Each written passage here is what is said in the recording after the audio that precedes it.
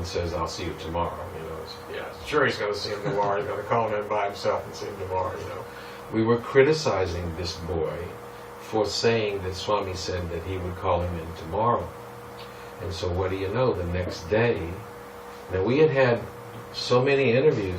Swami was calling us in with holy men and everything. Every day we got to go in for an interview, And so this next day, Swami called this boy by himself, and as he was going in, we were sitting right by Swami's door, and as the boy was going in, Swami called him in, and he turned and he looked at us and he said, "But not you." To let us know that he knew that, So after we made this film, it played in the museum, and they had bought an expensive camera, $100,000 camera for the ashram, but they didn't have anybody to work it. And I said, well, I can work. It had its own room at Shanti Bhavan. I said, well, I know how to work it. And they said, oh, would you work it for us? And I said, of course. And so I began to be Swami's camera guy, working with that big, expensive camera. And and I was running around the ashram. Yes, I'm Swami's cameraman. I can get you some DVDs. And so, 2 years later, I got fired. Venkatraman called me in and said, Swami's decided that he wants students to be the camera guy. And so I was crying, I don't want to be the camera guy. And so as a consolation prize, they sent me to Africa. And I went to 9 countries in Africa, filming Sai service and Sai schools all over Africa. It was probably the most wonderful trip, besides this 5 months in Africa, that I'd ever had. And I got to go all over Africa, never having been there, never having really seen anything. Anytime I'd come to India, I'd gone straight to the ashram and straight home. So I hadn't really seen anything of the world. And I went all over Africa and saw these wonderful things, and the African people are so beautiful. They were just incredible, and the service they were doing, needless to say, there's a lot of service activities in Africa. You can imagine the things they need there. And I saw great suffering. I filmed people as they were dying, and I filmed people that were I filmed a little baby that was starving to death, and the doctor said in my ear, he said, I wish she'd brought him 2 weeks ago. I said, why? He said, baby's not going to live. I said, well, can't you do something? She said, no, it's too late. And when they get this bad, you can't save a child. And so I began to see things like that. And so that's part of Swami's way of transforming me, was to show me these things. And I met people that were very wealthy, that had built enormous mandirs. And probably the most beautiful, outside of Puttaparthi, the most beautiful mandir in the world is in Kenya, in Nairobi. It's $1 million thing with multi-level, the atrium inside all the way up is Swami's life. They got pictures of Swami's life all the way up to the top of the atrium. And they have meetings and Sai education in it, and they have their own clinic with a full-time doctor, and Swami's residence on the top where they serve Swami dinner every evening, and he's got 2 balconies on both sides to give darshan, and turn down his bed every night. I mean, it's just, you see things like that, and so this rich man did that, and so you begin to see how Swami wants us to use our wealth to help other people. And that sort of process is what he put me through to help change me. And so I did that, and then other people said, well, you went to Africa, can you come to South America? And so I went to South America, went all the service activities down there, went other places, Australia, Russia, Malaysia, New Zealand, went all over, basically went all over the world to 26 countries. And I really, that process was part of what Swami had in mind, to transform this enormous ego of a guy who wanted to be a rich and famous film director into a person that's mainly interested in talking at Sai groups now. And so there's a story I'd like to tell you about the man in Australia. He was, just to give you an example of how Swami takes everyone, and everybody has their own process. He has their own process. He has a process for everyone to make their transformation if they're ripe on the tree, the right time for it. There's a man in Australia named Pal Dahl, and he's the head of, I think he's the head of the whole Psi education in the world now. And at the time he was head of Australia. And he was a famous heart surgeon. And he was known to be terrifying. The nurses would literally throw up before operations. They were so scared of him. And he was known as just a terrible tyrant, do everything perfectly, and people would get fired and everything. And he was in line to be the head of the hospital. And he was due to go in the next day and be the head of the hospital. But he had gotten interested in Swami. And the day before he was going to be the head of the hospital, he woke up and he said he had a yellow vibhuti streak down his forehead. And he called up a friend of his, a devotee friend of his, and he said, "What is this yellow? I woke up this yellow vibhuti on my forehead." He said, "Oh, that means Swami's taken you in now." And that morning, he went out for his morning jog, and he ran about 30 feet outside of his house, and he fell down and he broke both of his arms and his collarbone. And needless to say, you can't operate with two broken arms. And needless to say, he resigned from the hospital, and during the process of healing got more involved with Swami, and that was Swami's way of taking him, and sometimes you need a big event, like that. If you're so high, in my case, he had to take away everything I ever had, and because I was just totally focused on money and material things. And so in his case, he had to break both of his arms. As a matter of fact, he told a lady in the interview once, she said casually, "Swami, you'll just do anything to see us transform, won't you?" And he leaned over to her and grabbed her arm and said, "If I have to break your arm." And it's a perfect example of what he did to Pal Dahl. There's another story. Sharon Sandweiss, Sam Sandweiss's wife, was in the interview room, and she said casually to Swami, "Oh, Swami, what would we do without you?" Something like that. And Swami said to her, "If Sai had not come, all would be lost." And if you look back on the times that Swami has been here since 1926, we could have had a nuclear exchange in the 60s, with Russia, of all the things that could have happened. There's even the story of an Israeli jet that had a low-yield nuclear weapon in the 67 war that disappeared. They never found the jet or the nuclear weapon that it was carrying to drop somewhere. So things like that, Swami has come, and he came on the miracle plane. Swami came on the plane with the ability to do any miracle, and so that's why he came. He came to save us all, to save us from certain destruction. I'm going to jump around a little bit here. I was once, when I became Swami's cameraman, I had this little camera at first.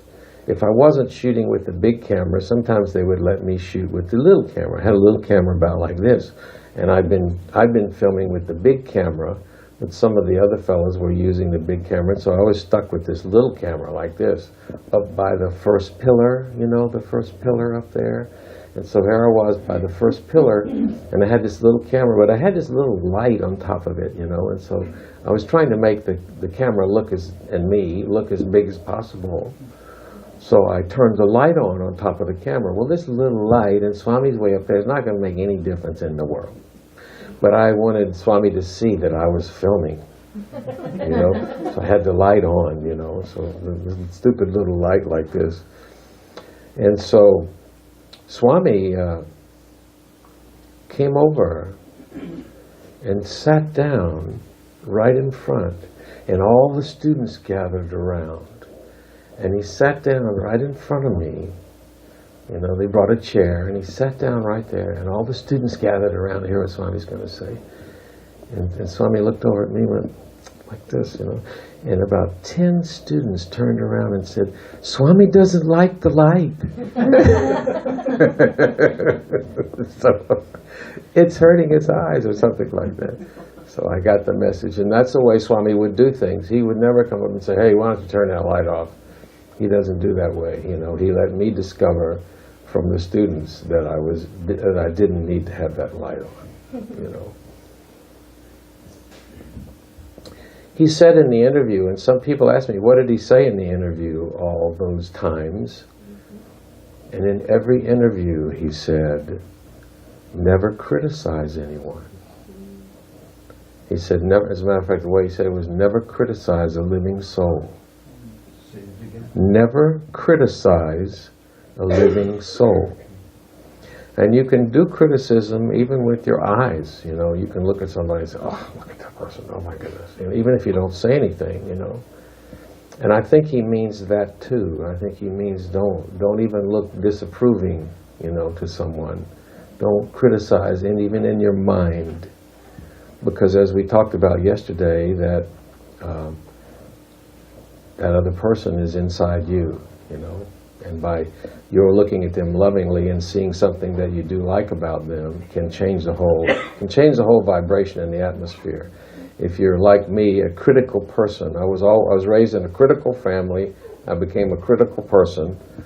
Harsh speech was the rule in our family. My mother was in and out of mental institutions, and my father was a falling down alcoholic. And there was a lot of screaming and hollering and running next door to get the sheriff and stuff like that. So I learned to be harsh in my speech. And so it's a very difficult thing to overcome, a pattern that you learned as a child. And so I'm still catching myself, like I mentioned with the lady that came down the one-way street or the salad or whatever. As a matter of fact, I'll tell you a story about something that I carry with me to this day.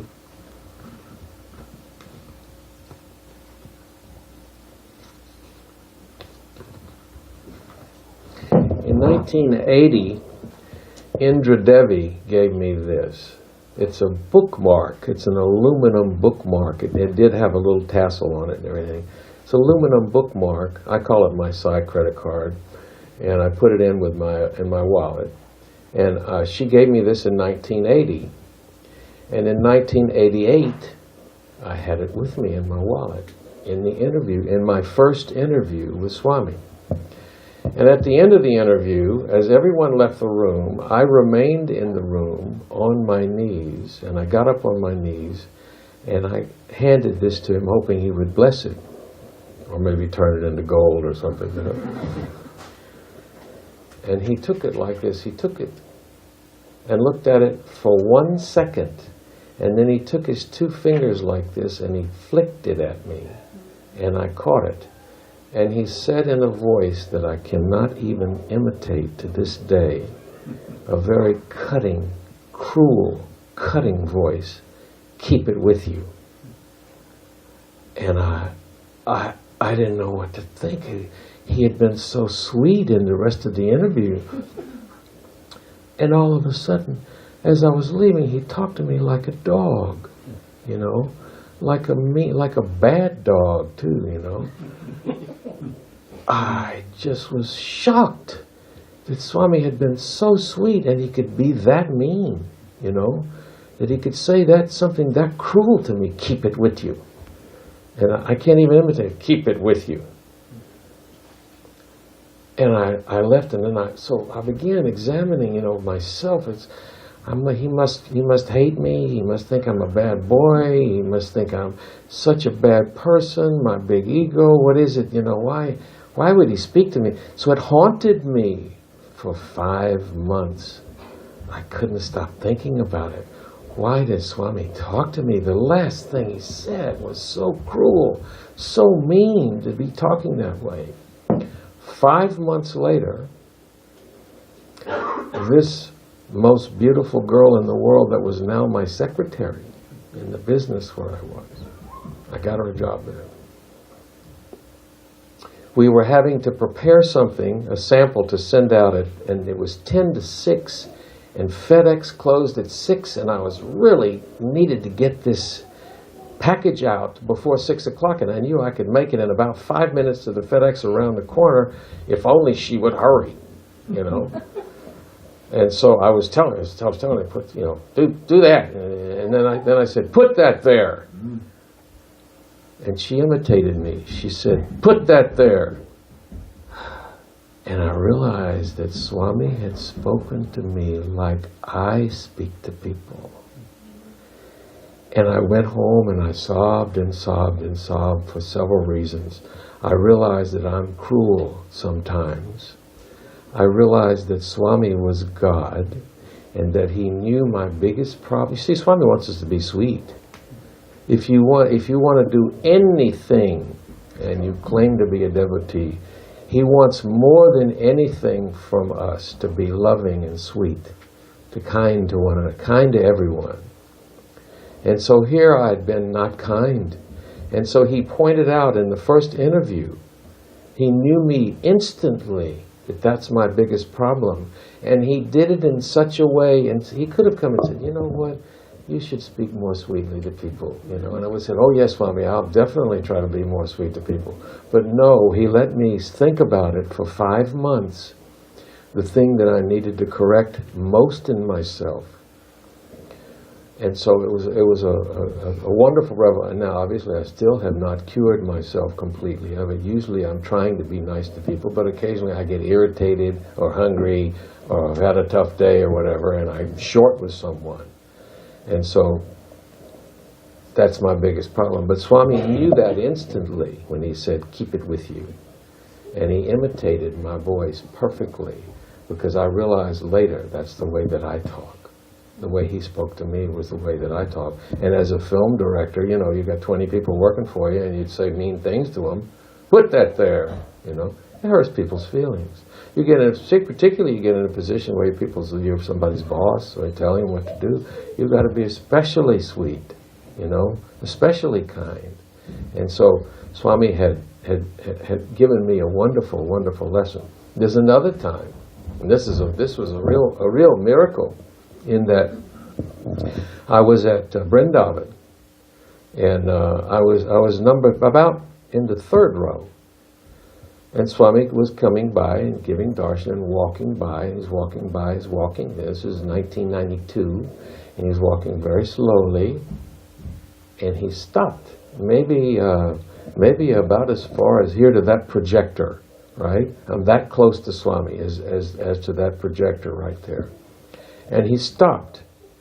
And I had an older gentleman next to me named Jack from our center. And then there was a boy on the other side of Jack that looked like one of Swami's students or something as a young man. Swami stopped right there and he looked at this boy. And his eyes got fire in them. His whole face, I can't even imitate his face. It's so scary. He got so angry and just got this look in his eyes, and he said, "You talk too much."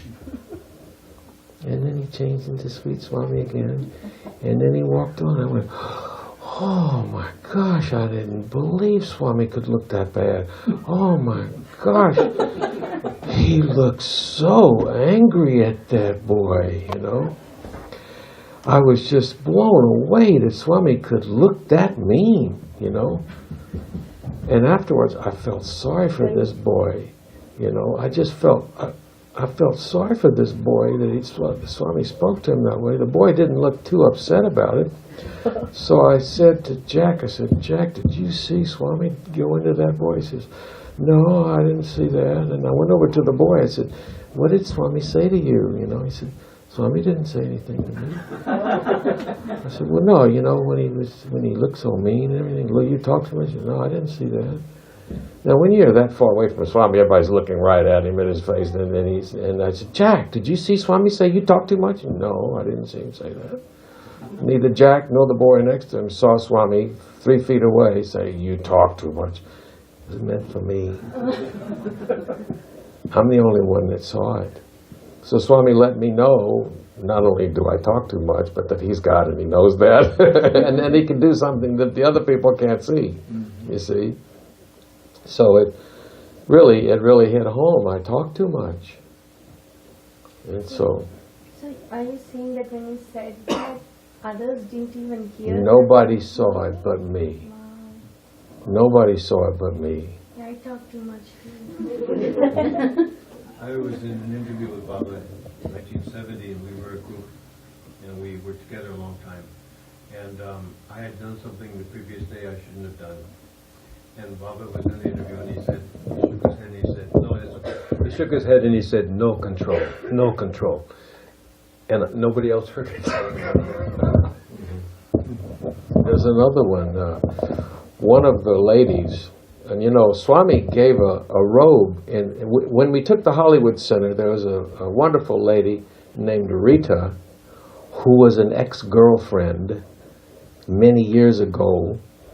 She was now living in Atlanta. I'm living in Los Angeles, but we remained friends over the years. And she came with the Hollywood Center to go to see Swami. And Swami gave her a robe. And I thought, well, she doesn't have a center, and I wonder why he gave her a robe, I just had that thought, And then a few years later, I asked her, "Have you still got that robe?" And she said, "Oh, yeah, it's around here somewhere." I said, "What?" She said, "Oh, yeah. So, we moved. I packed it up somewhere. I don't know exactly where it is." I said, "Well, can I have it?" She said, "Well, no, you can't have it. It's mine." I said, "Well, you're not using it or anything. And so can I have it?" She said, "Well, no, I want to keep it." And I thought, well, where is it? She said, "Well, I don't know. It's here somewhere in a box somewhere." So I'm thinking, why did Swami give her that robe, I visited her and her, backtracking to the interview when he gave her the robe, he said, "And I have a wonderful husband for you." And then he said, "But not that guy in the line out there," as he looked at me. Nobody heard that but me. I said, "Didn't you hear him say, 'Not the guy in the line out there'?" She said, "No." So he was letting me know there was somebody besides me that was going to marry her, So anyway, we stayed friends over the years, and my sister lives in Atlanta, so when I would go there, I'd call her up. Sometimes I would see her, and she married this wonderful fellow, a retired dentist, very fine man, and I went to visit them. And she came out one day with a heart-shaped box with the robe in it. She said, "I have something for you and for the Hollywood Center." And it was the robe. Now, Swami had given me the robe and so I realized then that he had meant it for us in the Hollywood Center, but that if he'd given it to me in 2000 when I had the head the size of Texas, it only would have made things worse. But by delaying it until now, after I've been made president of the Hollywood Center and giving it to us now for the center, that's what it was meant for, see? So his timing, he knows the future. He knows everything about the best time for him. He gave me a robe. Now he's gone. How could I get a robe? And this was a robe that he gave, in his hand, And so it's very valuable, obviously, to me and to the center. But at the time, if he'd given it to me, I'd say, "Oh, yeah, Swami gave me a robe, too, I'm his cameraman, and I got a robe, Just made a bigger head, And so he times everything perfectly for us. And now we have the robe for the center, So everything that he does like that, he gave a lady from Germany a robe, and and she went back to this. She's got a center in Germany, and he gave Martin, who was the president of the center, a robe at the time, and he told him to put it under your pillow and sleep on it every night. Sleep on this robe. He said, be very specific. He said, "I want you to sleep on this robe every night." His brother died of brain cancer. Martin could very well have had the same genetic problem, but by sleeping on the robe every night, Martin's fine now and has a wonderful family and 2 beautiful children, and he didn't. But his brother died of brain cancer. So Swami knows everything about all of us like that, and has a way to work with us in every way like that. How much more time have I got? 30 minutes, 20 minutes, 10 minutes. So another 15 minutes. Let me just look at my, oh, no, I'm okay, thanks.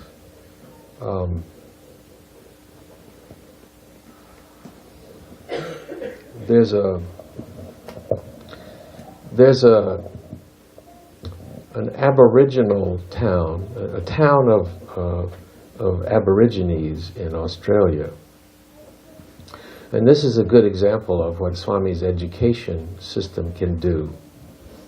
This, I forgot the name of the town, but it's a very small little town in the center of Australia, in the center of Queensland. It's out quite a ways. And they got the town, you know, like the American Indians, that have many of whom have become alcoholics and things because you've taken away their traditions and you've taken away all of their spirituality, made them live on a reservation and things like that. And you've taken the heart out of their traditions and things. And so many of them turn to drugs and alcohol. And the same thing has happened with Aborigines. In the Aboriginal culture, the white Australians used to hunt Aboriginal men for fun. They'd go out and hunt them, you know, as if they were animals or something.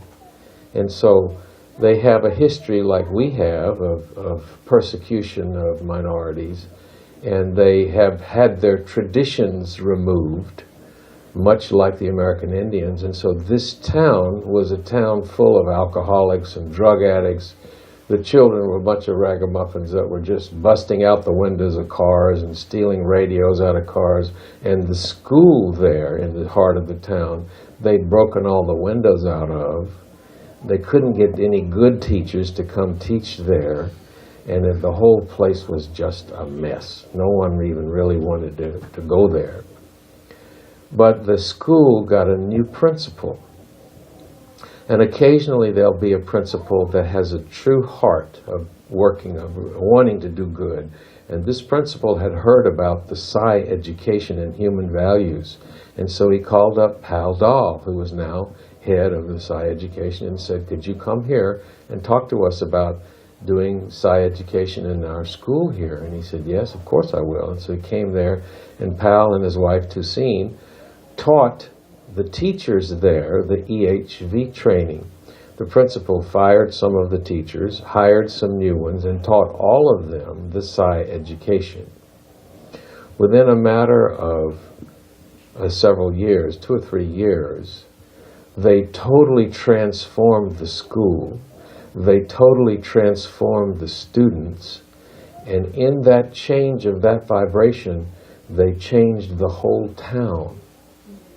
It completely transformed the school, and they no longer, instead of breaking out the windows, the students were repairing the windows and fixing things and they trained that that's such a valuable Psi education that it totally transformed the whole town, and the principal was made Australian of the Year in Australia because of what he had done in that town. And it was all because of the Psi education. You see, a child goes home and the vibration, and this I've seen this happen in South Africa and places like that as well. When the child goes home, the child changes the vibration in the home. Daddy, you shouldn't be drinking like that, you know, things like that. I'll give you an example. In the Kasaju school in, what's the name of the town in boy, you know, I'm forgetting things. What's the name of the town on the west coast of Africa? That's it's not Nairobi. It's Lagos, Nigeria. In Lagos, the devotees there started a school in the heart of a slum. We call it a slum. They call it an informal settlement, but basically all the people are living in cardboard boxes. You want me to wait for a second? How you doing? No? Okay. They started it's okay. They started a school in this terrible, terrible slum The slum was so bad they used to rob the teachers when they first started there. And they lived in cardboard boxes and stuff with the mud floor and everything. I went there, it was just unbelievable, the way that people were living.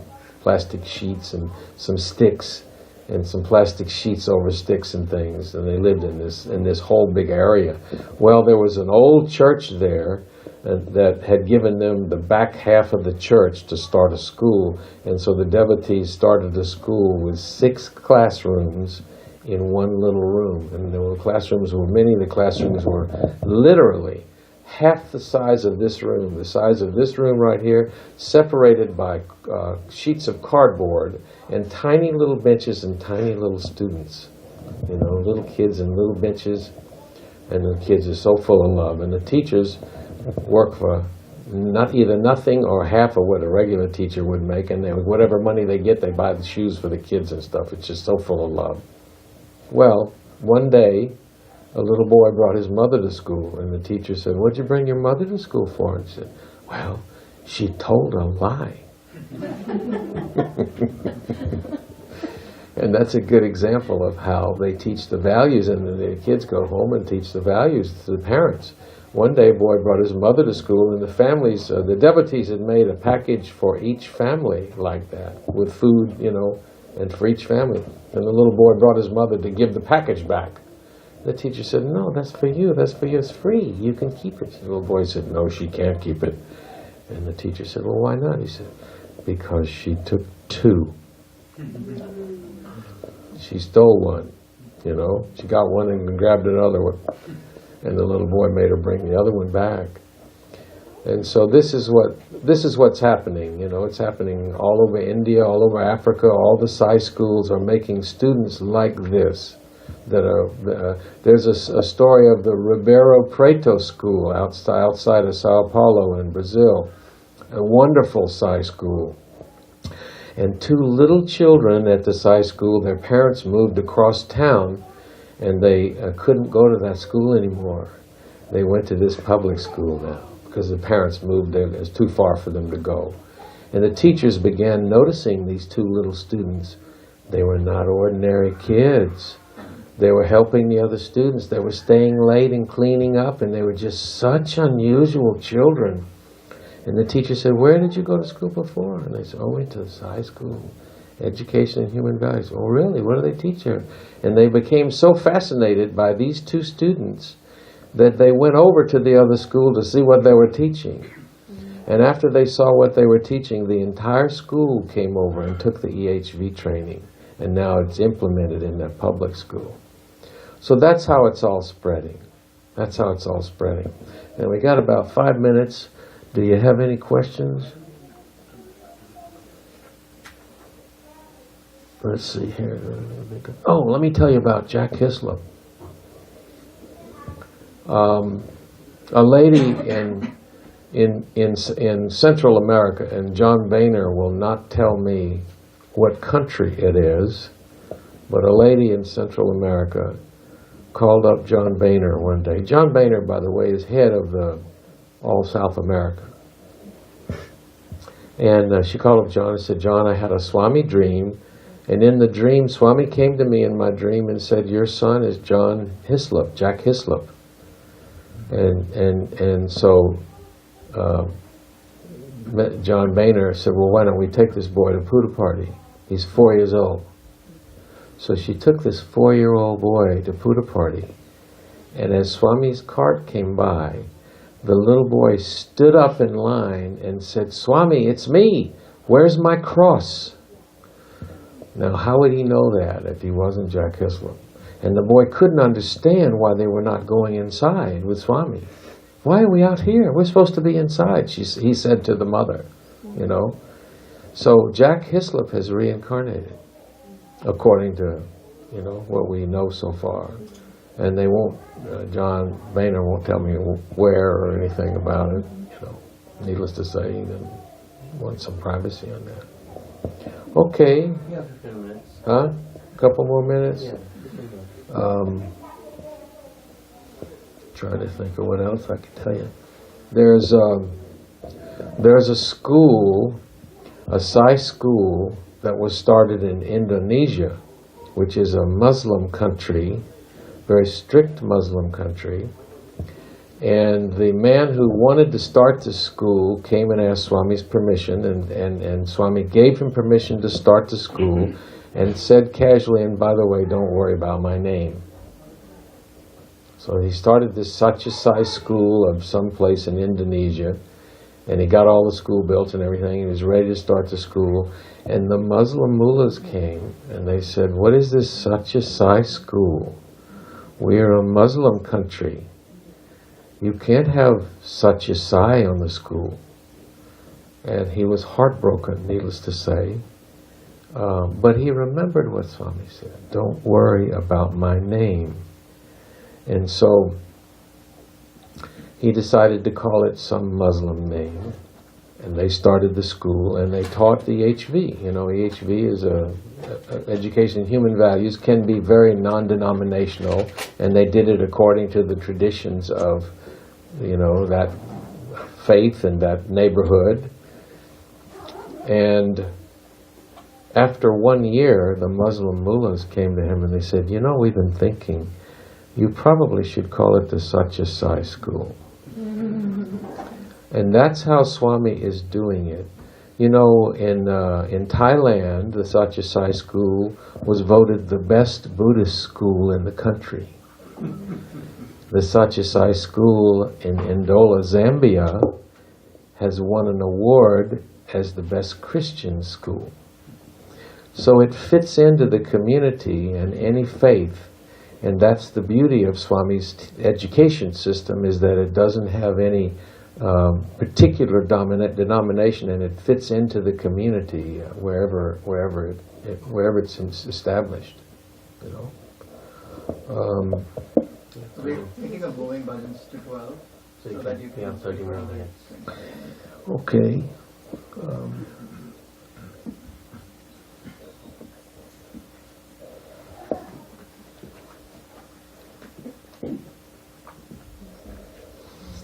Here's a story of, you remember me talking about Dr. Upadhyaya? Mm-hmm.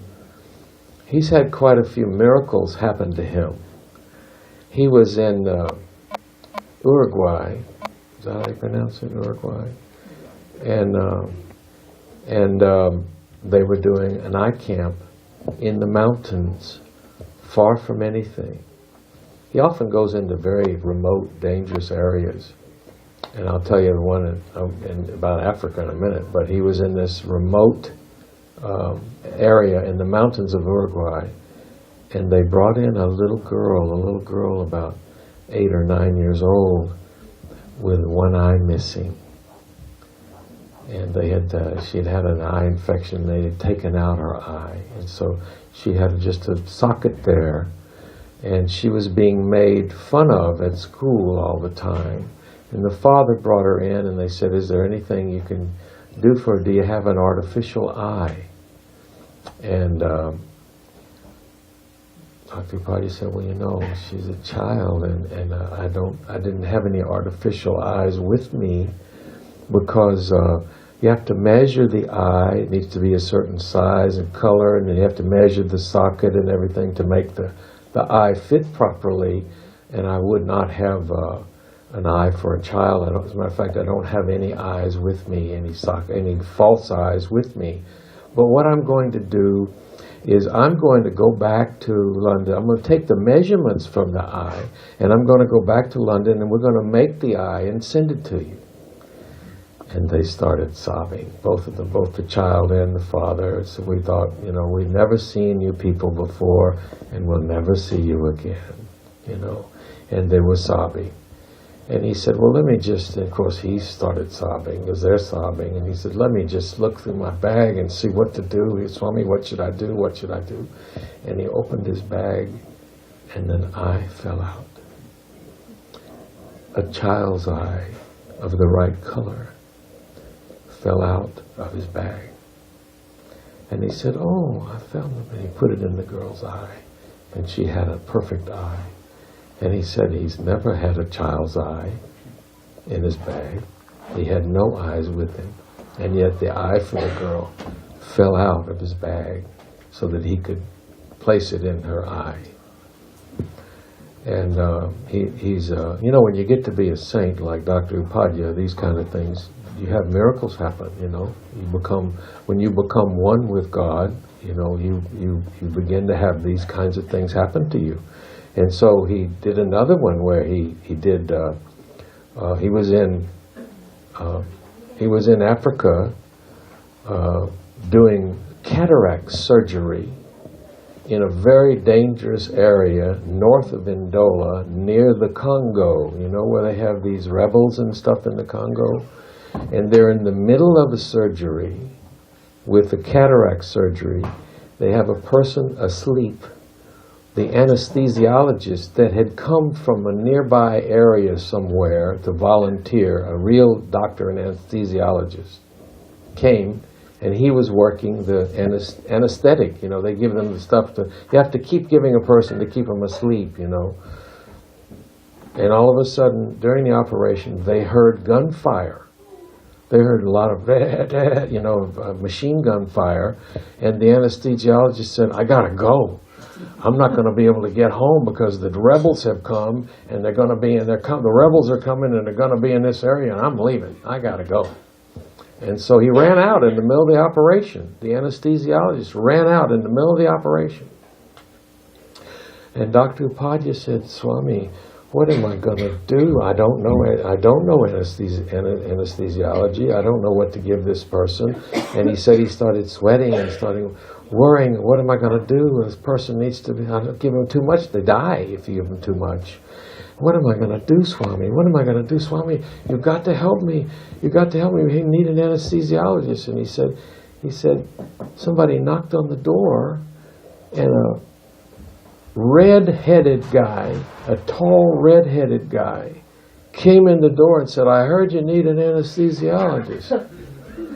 And he said, "Yes." He says, "Well, I'm just from over here, and I heard you guys had a medical camp here today, and you need an anesthesiologist. How can I help?" He came in and began treating, doing the anesthetic and everything for the person. The next time Dr. Upadhyaya saw Swami called him in and said, "So how'd you like my red-headed anesthesiologist?" So you have a lot of miracles happening like this, And if you know things like this are happening in the world, you don't need to worry about anything. Swami's in control of everything. Well, are we going to suffer sometimes? Yeah, you got to suffer sometimes. Are you going to have problems? Yeah, you're going to have problems. But you don't need to worry. You might die, but there's still nothing to worry about. You know what I'm saying? There's nothing to worry. Swami's totally in charge. When you know things like this are happening, Swami's in charge. When I was in Mumbai, they said, there's a lady right near the Dharmashetra that's got a lot of miracles. You should come. I said, I'm really busy. I'm got a lot of stuff, and I'm leaving there shortly. No, you got to come see this. Get your camera and come. Okay. I'm really lazy. So I go with them, and I go down this back alley, and I go in this tiny, tiny little apartment, maybe half as big. The whole place is half as big as this little area right here. And there's a lady in there. And there's all this stuff on the wall, and the pictures of a booty coming out, and all kind of lingams, and all kinds of things, and all kinds of stuff she'd had there. And she said, "Yeah, it all comes out of this little picture." I said, "What?" She had a picture about this big, robes, all kinds of pots and things, and all kinds of pictures, and lingams. She had lingams this big and little lingams, all kinds of stuff coming out of this little picture. I said, no, you got to be kidding me. She says, no. And she said, not only that, but you see this picture over here? And she's had a bigger picture of Swami. She said, a lot of lingams come out of that. I said, really? She said, yeah. And Swami tells me when they're going to come and when to put when to put the tray there. They're going to come in tomorrow at 3:00. And so he called me. I hear his voice. I hear his voice in my mind. He says, they're coming tomorrow at 3:00. And so I put a big tray there. But I told Swami, I said, Swami, he says he's going to make lingams for people in the center. I said, Swami, we're going to have a big fight of a bunch of lingams coming. How am I going to know who gets a lingam and what? He says, don't worry, I'll put everybody's name on them. And all these, she got 40 lingams came out of the picture onto the tray and had everybody in the center's name on the lingam. materialized out of the picture at 3 o'clock, by the way, you know. And I made a video of this. And she had a book of pictures of all the miracles and things that are happening. And I filmed maybe half a dozen altars like this, where things are happening, you know, that miracle things are happening. So when you know like this, Swami's in charge. We don't have to worry about anything. I'm running out of material here. It's a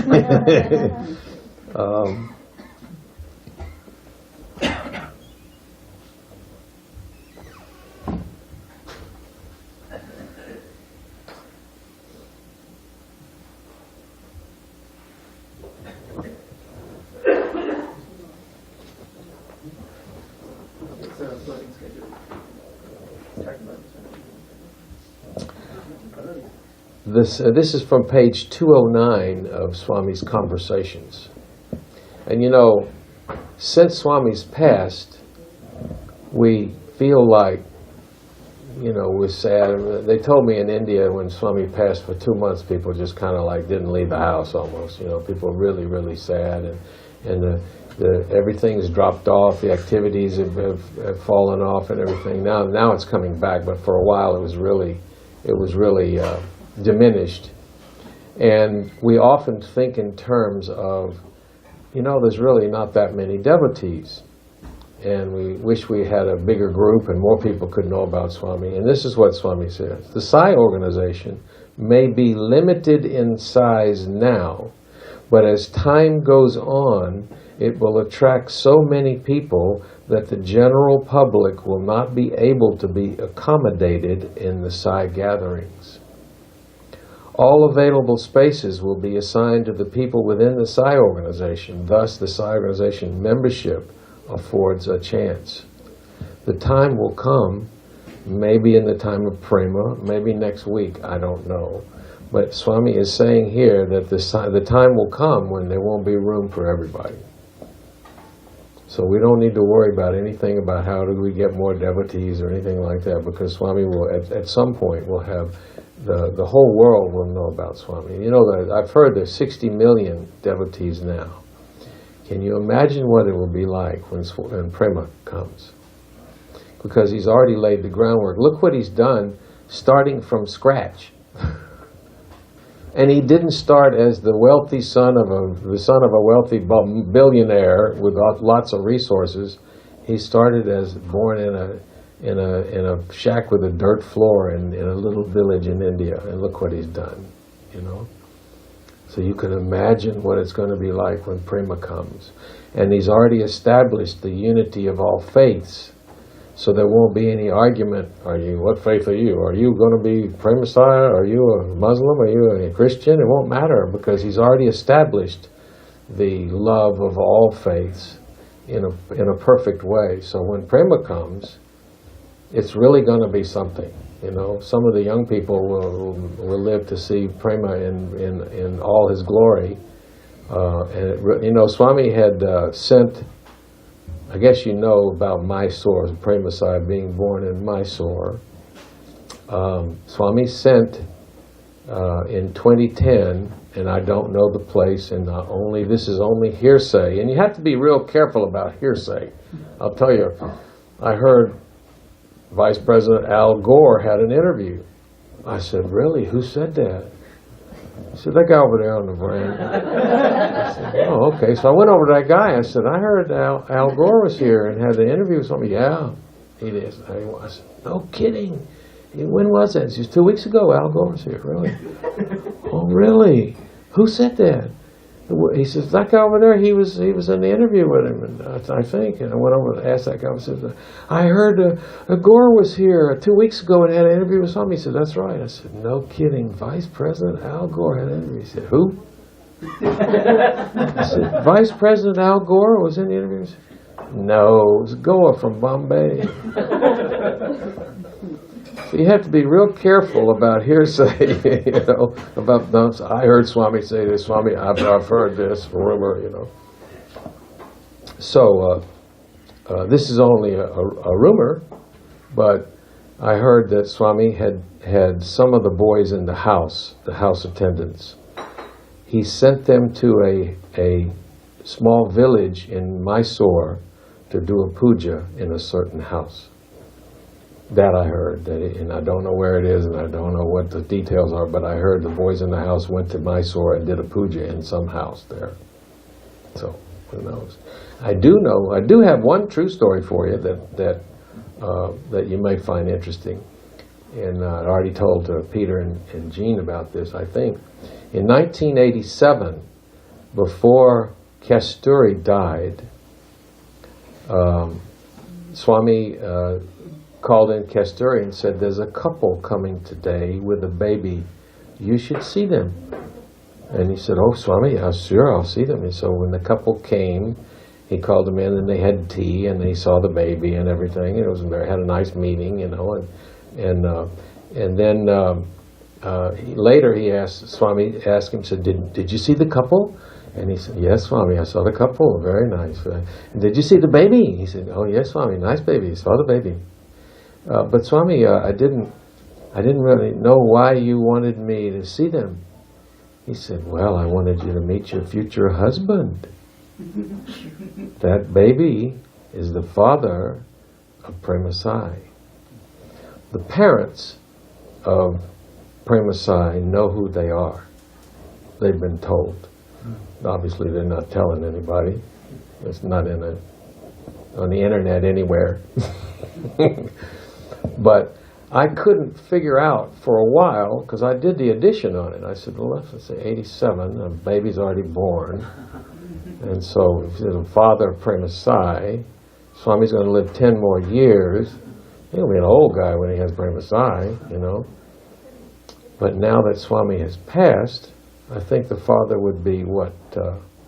If Premasai is born, the father would now be 26.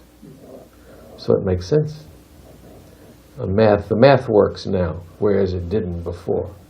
And if Hislop died in 87, he'd be what, 25 or 24 or something like that. How do you say that the parents know though? How do you know that the parents know? Swami told them. I heard that Swami had told them. He had to. He told the couple. That yes. your son will be Yeah, father. that's right. Oh, I see. Yeah, he told the couple. But Kasturi's parents, current parents don't know, right? No.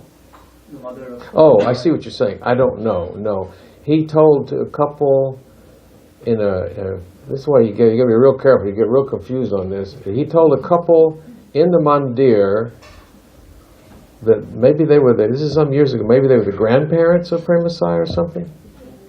Must be, yeah, because he wouldn't have told the parents because they weren't old enough at the time.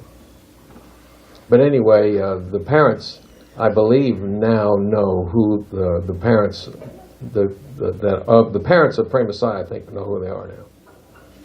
I'm just guessing, you know. But he told at one point he had them in the same mandir, the mother and the father of Prema's were the parents of Prema's parents, the grandparents of Premasai. Yeah, no, the grandparents of Premasai. All four of them? The boys. I guess the boy's father. I don't know. Because my only thing is I kind of get the feeling that Kasturi's current incarnation, the mother of Premasai, probably has no idea. I don't know. That's from your story, it feels that way. Yeah.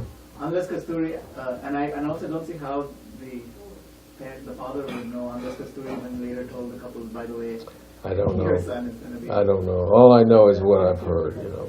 It's all taken care. It's all taken care of. Okay. I don't want to wear out your welcome here. Did you have any further questions? Because I need to probably, it's about all I can think of at the moment. Okay. If you can share a couple of, have you seen the Gram Sevas in Perthi, video filming? Well, I made a film about the Gram Seva, but I used the footage that they had already taken. I took all their footage and then I made a film out of it. There's a Gram Seva film, but I didn't actually film.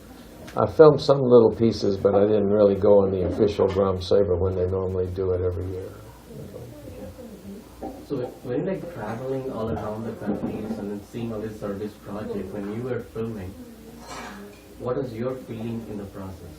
Because you came from totally from a different background where you have never witnessed any of this kind of activities happening. That's a good question, and I think Swami let me participate and film these things as a way for me to change my heart, and also as a way to share it with everybody. It's dual purpose. He knows I'm a filmmaker, he knows I like to film it, he knows I'm going to show it, and knows certain people would like to see it. And so I think that's why I've been blessed to do it, so that people can see it, and also in the process of doing that, it changes my heart. Everything that he does is to change your heart. You know, everything that he does is to change your heart. That's his sole purpose. You know, he came here to change the vibration of the world, and he's done it. You know, it's all being done beneath the surface. It's not being done through the news media. It's not being done through an 800 number in a cable show. He's all changing hearts. Those of us that are on the tree that ripen at the right time, he's brought them in. The one thing I can say is that all the people that he's drawn them in because they have reached a level of love in their hearts. You know, I recently had a business dealing with somebody, and they wanted me to go to a seminar, and I was going to stay in another town, and I found out that I could stay with someone there and not charge the people for the hotel room. It was not a side thing; it was a business thing. And the other person that was going said, well, they're going to pay for your hotel, why would you do that? I said, well, to save them the money. And you could see that they were not focused on that. You know, they were not focused on giving. They were focused on, why would you want to, you got a free hotel room, are you going to take advantage of it? Well, no, I'm trying to save the other person the money. You know, so I don't want to waste the money on a hotel room. If I've got a free place to stay, why would I want to do that? And so the people that Swami has drawn to him have that attitude.